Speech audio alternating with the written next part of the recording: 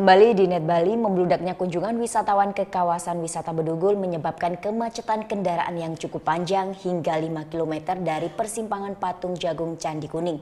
Kemacetan juga disebabkan karena banyaknya arus balik kendaraan dari Singaraja menuju Denpasar.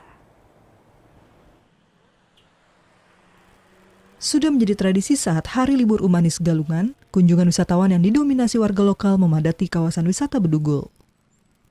Melonjaknya kunjungan wisatawan pada hari Umanis Galungan menyebabkan kemacetan sepanjang 5 km di jalur Denpasar Singaraja. Titik simpul kemacetan terjadi dari persimpangan Patung Jagung, karena di persimpangan ini terjadi pertemuan kendaraan yang akan menuju beberapa objek wisata.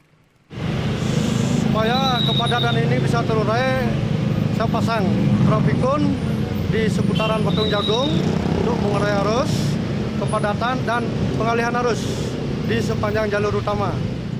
Kemacetan tidak saja terjadi karena membludaknya wisatawan, tapi juga banyaknya arus balik setelah libur Galungan dari arah Singaraja menuju Denpasar. Seperti Putu Mertayasa, salah satu wisatawan lokal asal Singaraja yang berkunjung ke Danau Beratan sebelum kembali ke Nusa Dua.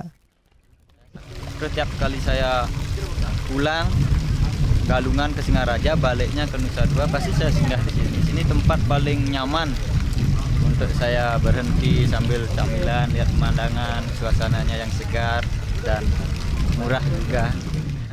Kemacetan kerap terjadi di jalur Denpasar Singaraja saat hari Umanis Galungan, akibat melonjaknya volume kendaraan warga lokal yang melintas untuk mudik dan berwisata. Dan padatnya lalu lintas ini berlangsung hingga sore hari. Surya Sanjaya melaporkan untuk NET.